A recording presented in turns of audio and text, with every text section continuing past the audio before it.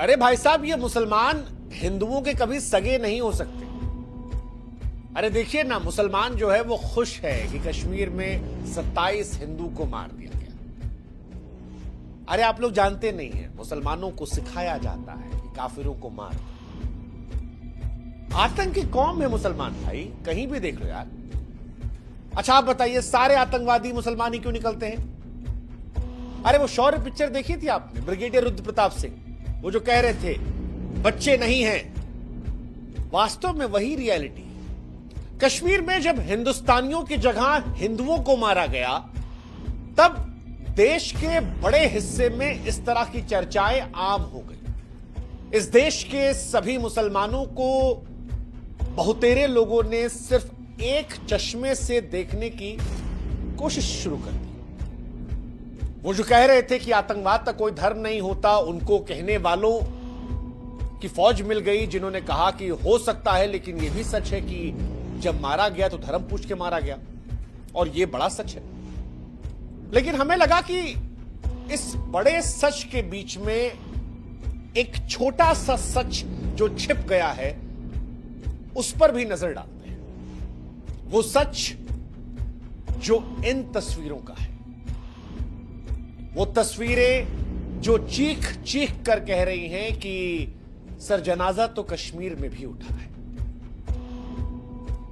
आंसुओं का सैलाब तो कश्मीर में भी बह रहा है।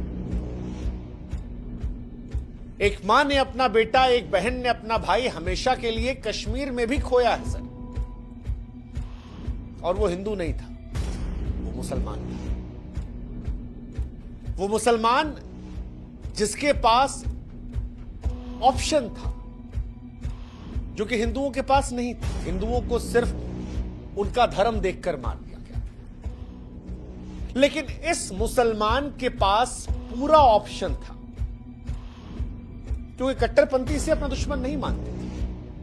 फिर भी इस मुसलमान ने मौत चुनी, और यह मौत उनके लिए चुनी गई जिनसे कुछ ही घंटों पहले हो गया था। यह मुसलमान चाहता तो बच जाता। यह जनाजा जो आपको दिख रहा है, इस जनाजे में इस मुसलमान को नहीं होना चाहिए था, अगर इस मुसलमान ने अपने बारे में सोच लिया होता। लेकिन इस मुसलमान ने नहीं देखा कि सामने कौन है, किसका धर्म है। उसने अपनी जान से ज्यादा कश्मीरियत को जिंदा रखने की ठानी। मौत सामने थी, लेकिन जिंदगी दूसरों की बचाने की उसने जंग लड़ी। आतंकवादियों से भिड़ गया, कहा कि ये हमारे मेहमान हैं, और फिर आतंकवादियों ने गोलियां मार दी। कश्मीर के पहलगाम में 28 लोगों की मौत हुई है, जिसमें एक मुसलमान है, और उस मुसलमान की कहानी को भी बयां किया जाना चाहिए, क्योंकि अगर आप इस देश में मुसलमानों पर सवाल उठा रहे हैं, तो आपको उस मुसलमान को शुक्रिया भी अदा कहना पड़ेगा, जिसने अपनी जिंदगी दांव पर लगा दी ताकि कुछ लोग जिंदा रह सकें। और आज की कहानी में दो ऐसे मुसलमान हैं जो रिश्तेदार हैं, एक जिसने जान गंवा दी, और एक जिसने 11 लोगों की जान बचा दी। और अगर आप उस मुसलमान का शुक्रिया अदा नहीं कर सकते, तो आप भी इंसान नहीं हैं। हाँ, अगर आप हिंदुओं की भी हिमाकत कर रहे हैं, तो ये वो मुसलमान है जनाजे में जो हिंदुओं को बचाने के लिए कुर्बान हो गया। ये वो मुसलमान है जिसने इंसानियत को, इस्लाम सिर्फ खून खराबा नहीं सिखाता, और सब इस्लाम में नहीं है जो खाली खून बहाते हैं। कुछ ऐसे भी हैं जो जिंदगी बचाने के लिए कुर्बान हो जाते हैं, और उनमें से ये है जिसका जनाजा आप यहां देख रहे हैं, क्योंकि इसने अपनी जान एक हिंदू की जान बचाने के लिए गंवाई है। और ये इसका अपना इस्लाम है, जो उस इस्लाम से अलग है जिसे वो कट्टरपंथी मुसलमान जो कश्मीर में आए थे और पैंट उतार कर, कलमा पढ़वा कर, चेक कर कर गोली मार रहे थे। कश्मीर में जो कुछ हुआ है, उसने हिंदुस्तान की गंगा जमुनी तहजीब को हिला कर रख दिया है। इस देश में वैसे भी हिंदू मुसलमान कम नहीं था, और इस घटना के बाद वो जो मुसलमानों के लिए हिंदू आवाज उठाते थे, उनको कटघरे में खड़ा किया जा रहा, कहा जा रहा है कि सबसे बड़े दुश्मन तो तुम ही हो, तुम ही दिन भर कहते थे कि देखो ये नहीं है और अब देखो इनकी कौम ऐसी है। लेकिन इस आरोप के बीच में यह तस्वीर बार बार सोचने पर मजबूर करती है कि क्या वाकई में आप जिस तरफ मुड़ना चाह रहे हैं वो सही है, या इंसानियत की लौ अभी भी जली हुई है उस जनाजे पर जहां पर एक मुसलमान लेटा हुआ है, इसलिए क्योंकि वो आप हिंदुओं को बचाना चाहता था और ये बताना चाहता था कि साहब सब मुसलमान एक जैसे नहीं होते। जब कश्मीर का कड़वा सच हम बयां करते हैं तब हम ये बताते हैं कि वहां धर्म के नाम पर खून बहा है, लेकिन इस जनाजे को देखकर ये तस्वीर भी चीख चीख कर कह रही है कि साहब एक मुसलमान तो वहां भी था। इस्लामिक कट्टरपंथी के खूनी आग में जलती कश्मीर की धरती पर इस शहीद मुसलमान की कहानी भी सुनानी चाहिए, और आज ये कहानी भी हम आपको सुना रहे हैं और आपको भी कहानी सुननी चाहिए। दो तरह के लोग इस देश के दुश्मन हैं। एक वो जो इस मौके पर देश के हर मुसलमान को गाली, इस देश के मुसलमान को भी इससे धक्का लगा है और कई मुसलमान ऐसे हैं, मेरे मित्र भी हैं, आपके भी मित्र होंगे, कई सारे कलाकार ऐसे हैं, स्पोर्ट्समैन ऐसे हैं जो कह रहे हैं कि हम भी शर्मिंदा हैं यार और इनकी वजह से हमको भी बदनाम होना पड़ता है। मेरे ऐसे सैकड़ों दोस्त हैं यूपी, बिहार, बंगाल, पंजाब जो कह रहे हैं कि सर कश्मीर में जो उन मुसलमानों ने किया उसके चलते हमको शर्मिंदा होना पड़ता है, हम पर लोग नजर उठाते हैं। और दूसरे वो लोग हैं जो कह रहे हैं कि भैया आतंकवादियों ने हिंदू धर्म देखकर मारा ही नहीं, मुसलमान देखो, वो जो आतंकवादियों को क्लीन चिट दे रहे हैं। देखो ये दोनों हमको मूर्ख समझ रहे हैं। ये बात पूरी सच है कि मारे जाने वाले सारे हिंदू थे एक मुसलमान को छोड़कर, और पीड़ित परिवारों ने खुद बताया है कि उनकी हिंदू पहचान की वजह से मारा। लेकिन इस नरसंहार के बीच में दो चेहरे थे जिन्होंने अंधेरे में उम्मीद का चिराग जलाया, और आज उन्हीं दोनों के बारे में बात की जाएगी। जो जिनमें से एक मरते मरते शायद कह गया कि साहब मैं नहीं हूं, लेकिन आप ये मत कहना कि हर मुसलमान आतंकवादी होता है। कुछ होते हैं जो आतंकवाद का विरोध करते हैं, कुछ हैं जो कुरान के नाम पर खून बहा रहे हैं, लेकिन ऐसे भी हैं जो इंसानियत को बचाना चाह रहे हैं। एक सैयद आदिल हुसैन शाह, जिसने पर्यटकों की जान बचाने के लिए आतंकवादियों से लड़ते हुए जान गंवाई, और दूसरा नजाकत अली, इन्हीं के परिवार का, जिसने 11 बेगुनाहों को मौत के मुंह से खींच लिया। और अब वो 11 लोग कह रहे हैं कि ये नजाकत ना होता तो हम जिंदा नहीं। सैयद नजाकत जैसे लोग गवाही दे रहे हैं कि सच्चा मुसलमान गुनहगार नहीं होता, वो खाली कातिल नहीं होता, वो जान बचाने के लिए जान दे भी सकता है। और सैयद की कहानी सुनकर आपके रोंगटे खड़े हो जाएंगे। उसके जनाजे की तस्वीरें आपने देख ली, लेकिन सैयद की कहानी सुनकर आप सोचने पर मजबूर होंगे। अनंतनाग का एक साधारण घोड़ा वाला जो पर्यटकों को पहलगाम की वादियों में सैर करवा रहा था, घर का इकलौता कमाने वाला था, 3 बहनों की शादी का सपना बूढ़े माँ बाप का सहारा था। सुबह 8:30 बजे अपनी बहन असीमा को फोन किया। असीमा कहती कि भैया मत जाओ, अजीब लग रहा है। सैयद कहता है कि घर कैसे चलेगा। उसे पता नहीं था कि आखिरी सुबह, और जब आतंकवादियों ने पर्यटकों को निशाना बनाया तो सैयद बीच में आया, लड़ने लगा, कहा हमारे मेहमान हैं, मत मारो।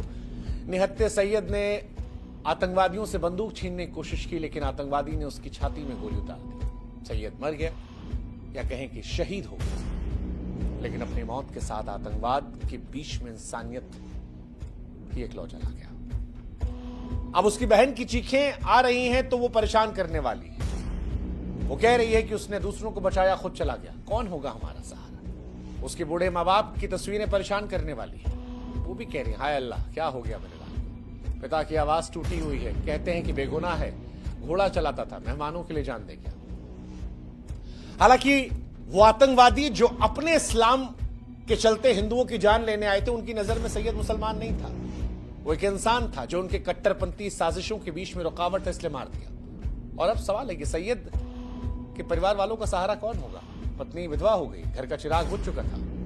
दूसरा लड़का नजाकत अली, 22 अप्रैल को पहलगाम में अनंतनाग निवासी कपड़ा व्यापारी नजाकत अहमद 28 साल का 11 लोगों की जान बचाता है। चिरमिरी के 4 दंपति सुभाष जैन, हैप्पी बड़वान, लकी पराशर और टीटू अग्रवाल 3 बच्चों को सुरक्षित निकाला। उसी के सगे मामा थे आदिल हुसैन, जिनकी मौत हुई है। नजाकत ने हार नहीं मानी, इन सभी परिवारों को सुरक्षित पहुंचा दिया, और अब ये परिवार नजाकत का शुक्रिया अदा कर रहे हैं। वो कह रहे हैं कि नजाकत ना होता तो वो जो 27 लाशें पड़ी थी वहां पर हमारी भी होती।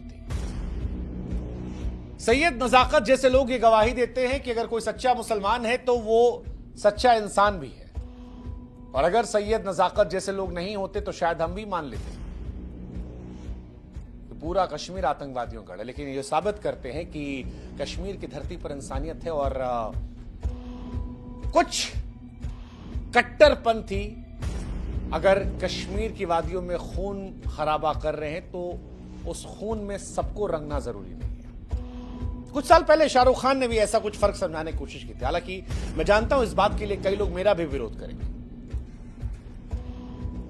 कई लोग करेंगे, लेकिन मुझे बार बार यह लगता है कि सैयद ने अपनी जान दे दी, और जो मर गया किसी और को बचाने के लिए, तो क्या हम बोल नहीं सकते उसकी बात को पहुंचाने के लिए? हमें इतना जज्बा, इतना हौसला तो नहीं है किसी और के लिए जिंदगी गवा दे। सैयद ने गवा दी, इसलिए मैं कह रहा हूं कि आप भी सुन लीजिए। वो अपनी जान को खो सकता है, अपने परिवार को छोड़ सकता है, उसकी बीवी बेवा हो सकती है, उसके मां बाप अनाथ हो सकते हैं, बहन जो है वो अकेले पड़ जाती हैं, और हम और आप क्या उसकी बात नहीं सुनेंगे सिर्फ इस बात को लेकर कि वो मुसलमान था? फिर आईने में हम भी शक्ल कैसे दिखाएंगे? सोचिएगा और इसीलिए बात सुनिएगा। दो इस्लाम की शाहरुख खान ने भी कुछ साल पहले समझाया था। शाहरुख खान ने कहा था कि यार पहले जब लोग कहते थे कि आतंकवाद और इस्लाम एक है तो मैं उसका विरोध किया करता था, तर्क देता था, पर अब मैं कहता हूं कि आतंकवाद जो है वो इस्लामिक नेचर में है। मैं पहले उसको नकारता था, लेकिन अब मुझे एक बात समझ में आ गई कि इस दुनिया में कुछ लोग हैं, कुछ आतंकवादी हैं जो इस्लाम को फॉलो करते हैं और वो आतंकवादी है, लेकिन वो हमारा इस्लाम नहीं है, वो हमारा धर्म नहीं है। शाहरुख कहते हैं कि अल्लाह की आवाज है, कि जो कुरान है उसके अंदर लिखा है कि अगर आप एक इंसान के जख्म भरते हैं तो पूरी इंसानियत के जख्म भरते हैं, और एक इंसान को दर्द पहुंचाते हैं तो मानवता को दर्द पहुंचाते हैं। शाहरुख कहते हैं कि ये जो आतंकवादी होते हैं ये इस्लाम के नाम पर बच्चों को जन्नत का लालच देकर उनका ब्रेन वॉश करते हैं।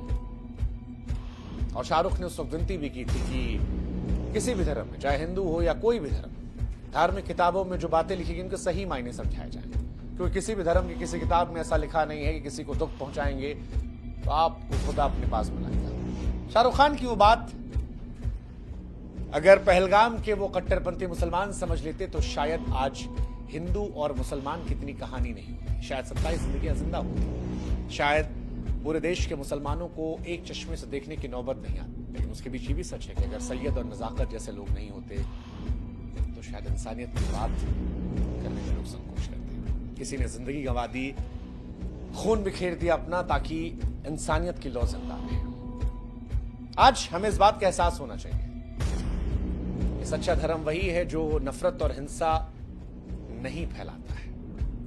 सच्चा धर्म वही है जो इंसानियत की रक्षा करता है। ये माना कि 2 आतंकवादियों ने 27 लोगों को मार दिया,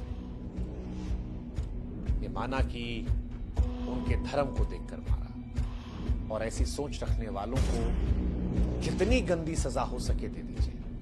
लेकिन जब पूरी कौम पर सवाल करेंगे तो एक बार सैयद को भी अपनी आंखों के सामने ले आइए, उसकी मां को भी ले आइए, उसकी बेवा को भी, उसकी बहन को भी, क्योंकि ये सिर्फ इसलिए मर गए, इसलिए शहीद हो गए हैं कि आप ये समझ सकें कि वो भी मुसलमान है जो जान लेने के बजाय जान बचाने की कोशिश करते करते कुर्बान हो जाते हैं। बस इतनी सी बात के लिए वो दुनिया से चले गए।